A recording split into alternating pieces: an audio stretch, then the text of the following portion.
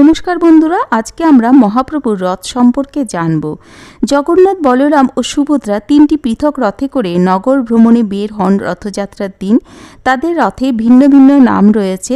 জগন্নাথের রথের নাম হলো নন্দীঘোষ। এটি অন্যান্য সমস্ত রথের থেকে সবচেয়ে উঁচু। এর উচ্চতা ৪৫.৬ ফুট এবং এই রথের চাকা হলো ১৮টি। বলরামের রথ তালধ্বজ নামে পরিচিত, যার উচ্চতা ৪৫ ফুট এবং এই রথের চাকা হলো ১৬টি। বোন সুভদ্রার রথের নাম হলো দর্পদলন। ৪৪.৬ ফুটের রথ এটি। হলুদ ও লাল রঙের কাপড়ে মোড়া থাকে জগন্নাথের নন্দীঘোষ। বলরামের তালধ্বজের রথে লাল ও সবুজ কাপড় দেয়া থাকে। অন্যদিকে সুভদ্রার দর্পদলন মোড়া হয় কালো ও লাল রঙের কাপড় দিয়ে। এই তিনটি রথই কাঠের তৈরি এবং স্থানীয় শিল্পীদের দ্বারা সজ্জিত। এই রথগুলি ৫০ মিটার লম্বা দড়ি দ্বারা ম্যানুয়ালি টানা